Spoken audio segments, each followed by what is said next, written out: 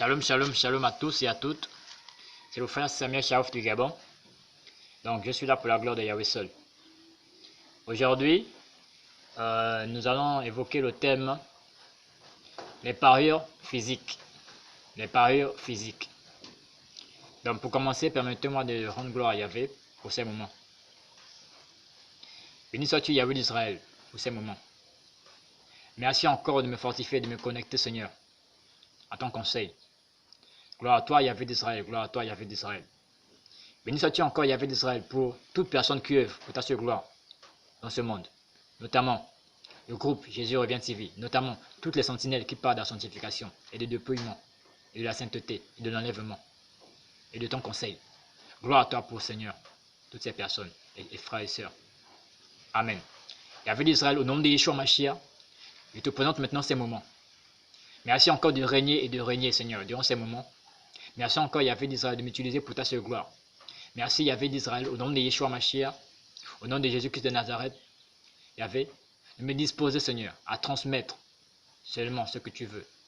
Merci, au nom de Yeshua Mashiach, de faire en sorte que Yahweh, toi seul, tu sois élevé durant ces moments et que ma personne soit abaissée pour ta seule gloire. Au nom de Yeshua Mashiach, Amen et Amen. Béni sois-tu encore, Yahweh d'Israël, pour Seigneur, ces moments. Le nom de Yeshua Mashiach, le nom puissant de Yeshua Mashiach, que soit maudit toute œuvre de rendre des ténèbres contre toute personne qui voudra, Seigneur, en tirer du bien de cette exhortation. Dans le nom de Yeshua Mashiach, que les œuvres de ténèbres, Seigneur, contre eux soient maudits. Dans le nom puissant de Yeshua Mashiach, afin que Yahweh puisse tirer, Seigneur, du bien de cette exhortation et de cet enseignement. Gloire à toi, Yahweh d'Israël. Gloire à toi, Yahweh d'Israël. Au nom de Yeshua Mashiach. Amen. Donc, pour ces moments, avec le thème les parures physiques. Donc, je vais d'abord expliquer ce que c'est une parure, avec la grâce de Yahweh. Une parure, c'est toute chose qu'on peut revêtir. D'accord?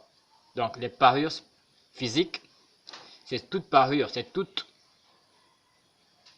chose que l'on peut revêtir. Donc, avec quoi on peut se recouvrir le corps ou bien mettre sur le corps. D'accord? En définition simple et en explication simple, c'est ça une parure. C'est toute chose qu'on peut se revêtir. Donc, parmi les parures qu'un être humain peut se revêtir, il y a au niveau de la tête, les bêches, le chapeau, au niveau des vêtements, au niveau d'autres choses, les bijoux. D'accord? Ce sont des parures. Au niveau de la tête encore, le voile pour prier. Ce sont des parures. D'accord? Voilà une petite définition de ce que c'est une parure. Donc pour commencer ces moments, grâce à Yahweh, je vais prendre 1 Timothée 2,9. Ce que Yahweh pense des parures. 1 Timothée 2,9 dit ceci. Je veux aussi que la femme, vêtue d'une manière décente, avec pudeur et modestie, ne se pare ni de tresses, ni d'or, ni de perles, ni d'habits somptueux. Je vais relire pour une meilleure compréhension. Je veux aussi que la femme, vêtue d'une manière décente, avec pudeur et modestie, ne se pare, P-R-A-E-N-T, c'est le synonyme de ne se revêtir. Donc, ne se pare, se parer, c'est le synonyme de se revêtir. Donc, mettre sur soi. Ni de tresses, ne se pare ni de tresses, ni d'or, ni de perles, ni d'habits somptueux. Voilà ce que nous dit 1 Timothée 2,9. Maintenant, je vais prendre ça doucement. Yahweh dit ceci, par l'apôtre Paul. Je veux aussi que les femmes, vêtues d'une manière décente, donc Yahweh, par l'expression vêtues d'une manière décente, il veut que les femmes, comme les êtres humains, s'habillent. Donc, il s'intéresse déjà, dans cette partie du verset, à notre habillement également. Donc, il veut que les enfants de Yahweh qui l'ont accepté, ce verset concerne les femmes, mais l'homme aussi est concerné, de manière générale. Il veut que les femmes soient habillées de manière décente. La décence, c'est le fait d'être bien vêtu. D'accord? Mais non, la bien vêtue selon les hommes est bien vêtue selon Yahweh.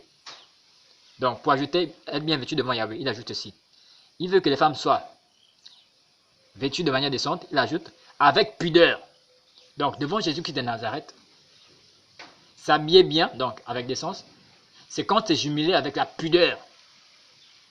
Donc, pour un être humain, devant le Seigneur, il est bien habillé, c'est quand il est aussi pudique. Quand on le regarde et qu'il a de la pudeur. C'est quoi la pudeur? La pudeur, c'est le fait de, lorsqu'on s'habille, de couvrir les parties qui doivent être couvertes. Parce qu'il y a des parties qu'on doit voir seulement dans le domaine conjugal, d'accord? Dans la chambre par exemple, ou dans la douche, voilà. C'est bien se couvrir. C'est ça la pudeur, c'est bien se couvrir. Et la décence, c'est bien s'habiller. Donc, Yahvé nous dit ici que il veut que les femmes, notamment aussi les hommes en général, s'habillent de manière décente. Donc, s'habillent bien. Il insiste. Avec pudeur, en d'autres termes. S'habiller bien, c'est quoi pour lui? C'est se couvrir toute partie qui devrait être couverte. C'est ça, la pudeur. On ajoute, on descend. Avec pudeur. Et modestie. Yahvé dit ceci. Lorsque nous nous habillons, modestie, ça renvoie à la simplicité. En d'autres termes, si nous achetons des tissus pour nous habiller, le Seigneur veut que ces tissus soient modestes, en d'autres termes simples. Lorsque nous regardons les apôtres, soit ils avaient sur du coton, soit ils avaient du lin, ce sont des tissus simples, qui ne sont pas précieux.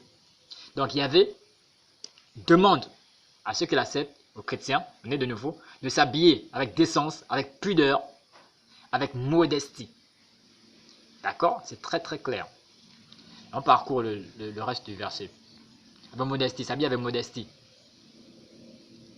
Et il dit aux femmes, ne se pare, il commence, ni de tresse. Donc il commence par la tête. Donc Yahvé n'a jamais permis que l'être humain mette sur lui des tresses. Jamais, c'est écrit. D'accord?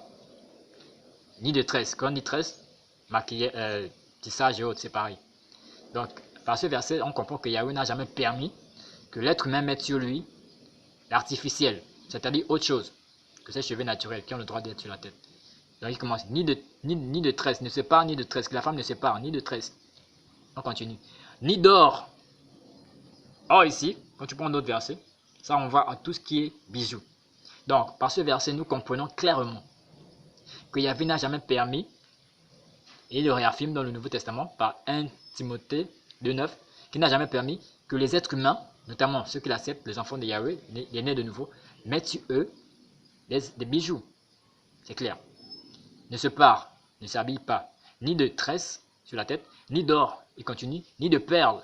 Voilà.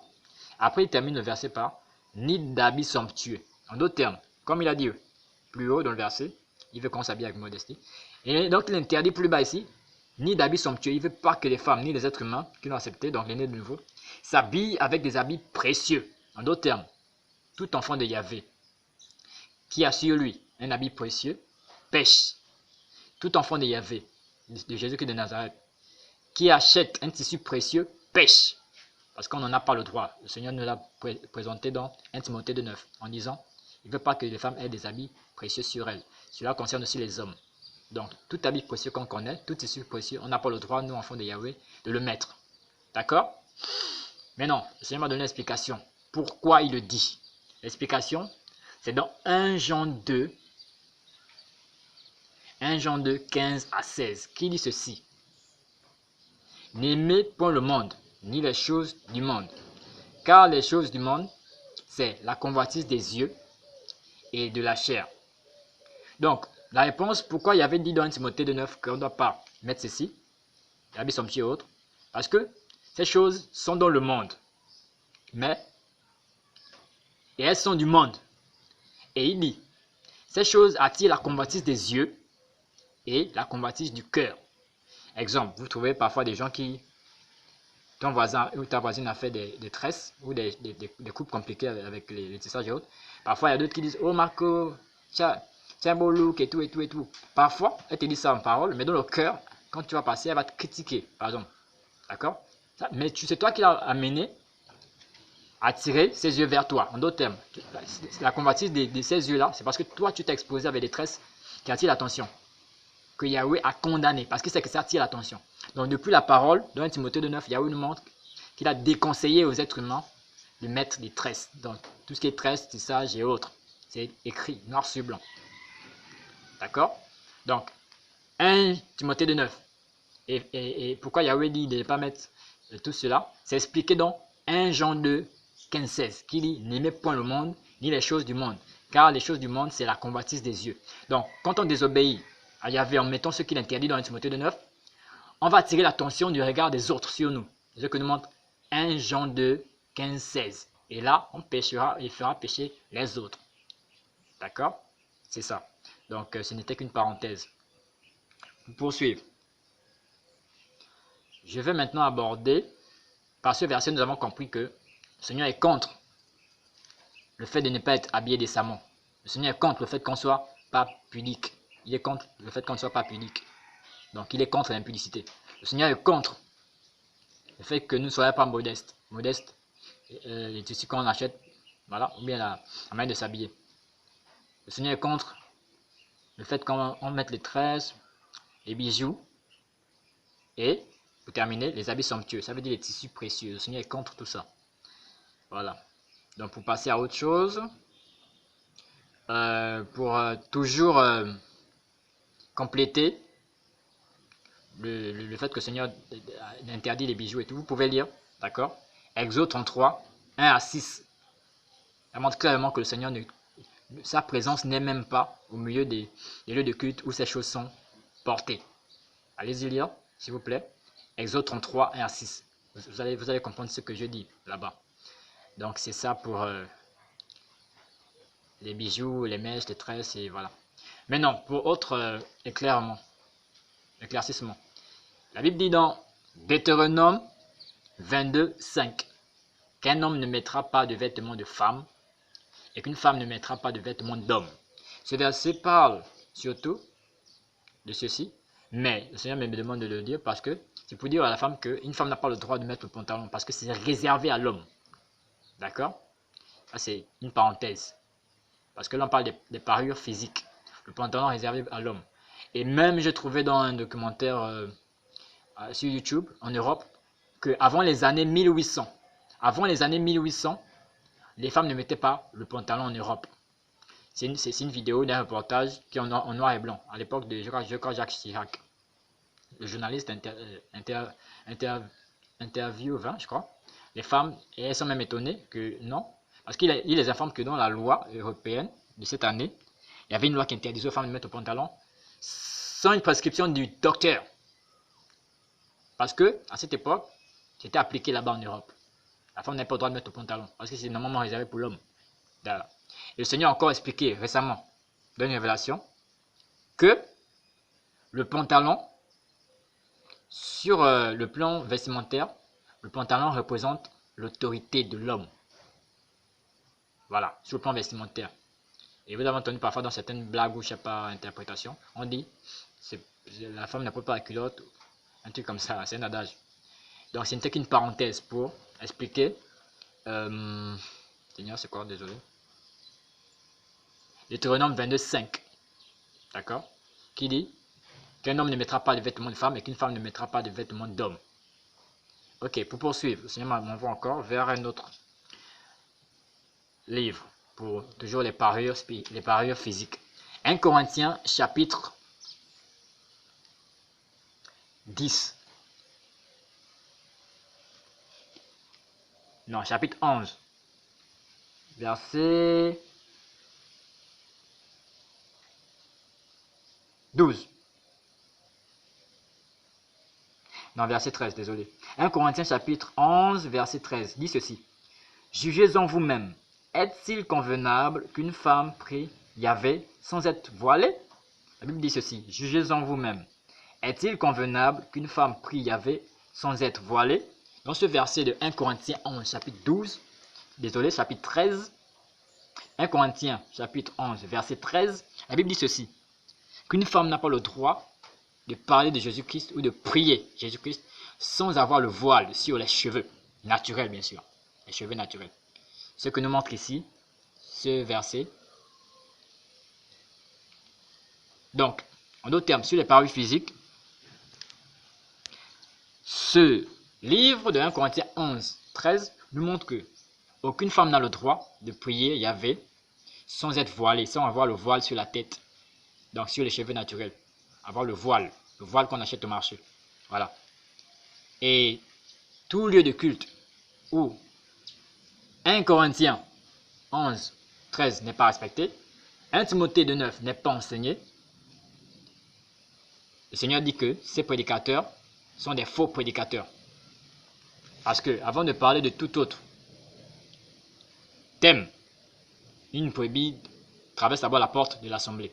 Et donc, si elle traverse la porte avec tout ce que Yahweh interdit, ces prédicateurs, Yahweh les appelle des faux prédicateurs. Ce n'est qu'une parenthèse. Donc, en quelques minutes, par la gloire de Yahweh, nous avons parcouru avec le thème les parures physiques. Donc, nous avons parcouru ces différents livres, notamment 1 Timothée 2,9, notamment Exode 33, 1 à 6, notamment Deutéronome 22, 5, et pour terminer, le livre de 1 Corinthiens 11, verset 13. Donc, voici un peu ce que Yahweh m'a inspiré de dire sur les parures physiques. Donc, tout lieu de culte où c'est parures, voilà. Tout lieu de culte qui n'obéit pas à ces versets, que Yahweh parle sur les parures, Yahweh appelle ces prédicateurs des faux prédicateurs. D'accord? Tout simplement. Parce que, avant qu'une brebis vienne s'asseoir, et quand on lui parle de tout thème, elle doit d'abord être bien habillée. Quand elle traverse la porte, pudique, naturelle au niveau des cheveux. Parce que Yahweh veut que nous soyons naturels au niveau des cheveux et que nous ne jouions pas avec les cheveux naturels qu'il nous a donnés. C'est pourquoi il ne veut pas qu'on ajoute des choses. Ni encore avec le corps. D'accord? Et pour amplifier cela, parce que j'ai rencontré des enfants de Yahweh qui disent que Yahweh regarde juste le cœur. Je vais prendre un livre dans la parole qui montre que Yahweh s'intéresse aussi au corps et à l'esprit. C'est dans 1 Thessaloniciens. 1 Thessaloniciens. On va regarder ça. 1 Thessaloniciens, chapitre 5. 1 Thessaloniciens, chapitre 5, Seigneur. Voilà, chapitre 5, verset...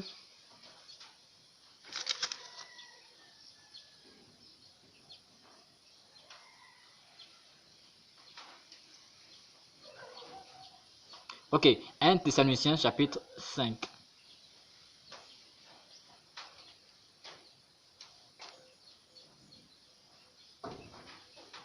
C'est le verset 23. Que le Yahweh de paix vous sanctifie lui-même, tout entier. Ça c'est par la parole, par l'obéissance à la parole. Parce qu'il est la parole. Donc c'est comme ça qu'il nous sanctifie. Que le Yahweh de paix vous sanctifie lui-même. Et que tout votre être, l'esprit, l'âme et le corps, soit conservé irrépréhensible, donc irréprochable, lors de l'avènement de notre Seigneur Jésus-Christ. En d'autres termes, le Seigneur veut que notre corps soit trouvé irréprochable lorsqu'il va venir